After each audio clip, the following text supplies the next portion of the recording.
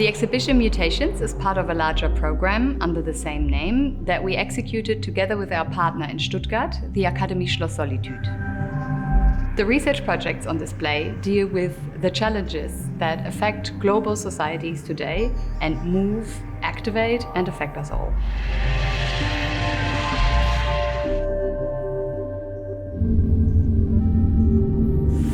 Seven fellows from different parts of this world came together to work to the topic of mutations. As a group, we tackled the term mutations from different disciplines, including media art, computer programming, and for myself, architecture, which for me is all about reproduction in the city. The 9th article. In the 9th place, we are burdened with the great evil in the constant making of new laws. We are not judged according to the offense, but sometimes with great ill will.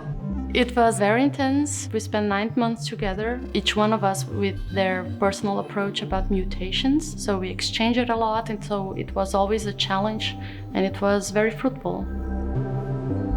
I use software to make art, and I think that we have a lot to learn from the open source software movement, where thousands of people collaborate across the globe. There's a saying I really like that alone we go faster, but together we go farther. And I think in this program that was really true.